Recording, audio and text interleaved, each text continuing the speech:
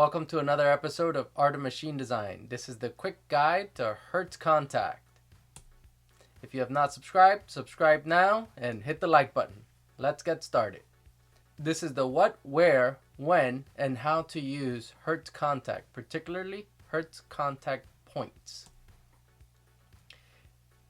Hertz contact is when two bodies come together and touch at a point. And as that point starts to experience a compression, it becomes either circular or elliptical. Hertz contact is used to quantify the mechanics of that interface.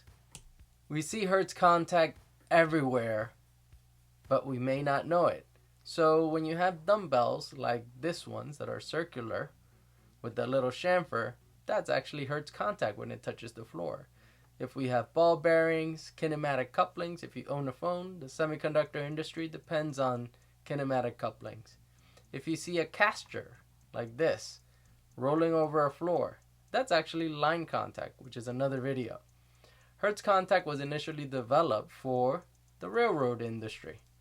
A little bit more on that in another video. So let's see what we're doing here. We're essentially converting that contact interface into a spring, and it turns into an F equals Kx. And we're trying to capture what it looks like. So if you have a sphere and a sphere, like this case, that contact between them is going to be circular. As opposed to, if you have a cylinder on a cylinder with a 90-degree shift, it's going to be more elliptical. So the way that we process is, independent of the geometry or the materials of the two contacting bodies, we calculate an equivalent radius and an equivalent Young's modulus. There's a lot of intricacies in Hertz contact. So one of the things that you should look out for is the failure modes. There's Brinelling, which is you overload the contact.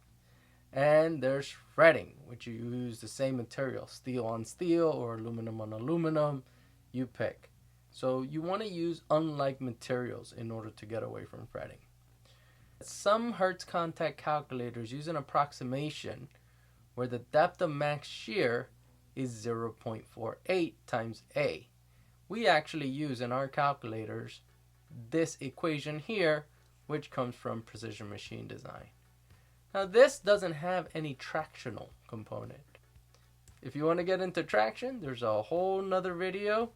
But if you want to read about it in advance, go and see K.O. Johnson's book on contact mechanics. So what's the message that you want out of Hertz contact? It's only one. It's like life. Keep your stress low, you're going to have a long life. If you keep your stresses high, short life. After that, you got it all. So let's do a sphere on sphere or sphere on flat contact. And let's start with the contact stress. That A is here. That is the radius, as you see in the little diagram right here.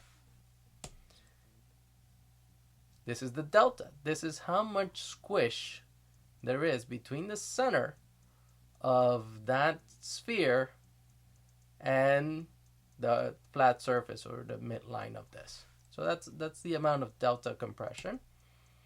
Z, depth of max shear, and the maximum shear.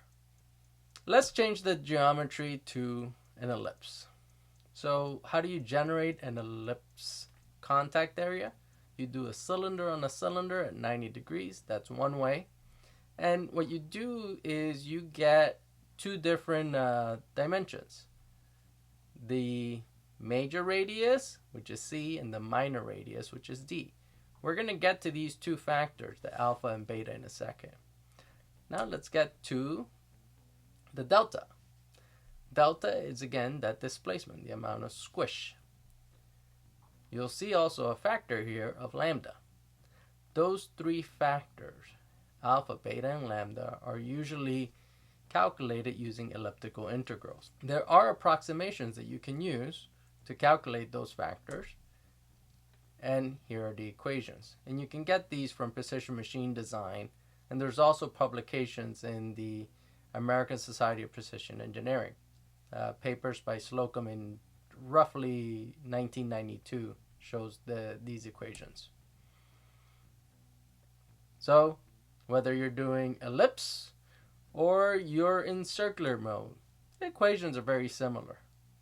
But the underlying truth is the same. Keep your stresses low such your contacts have a long life. Remember to subscribe, hit the like button.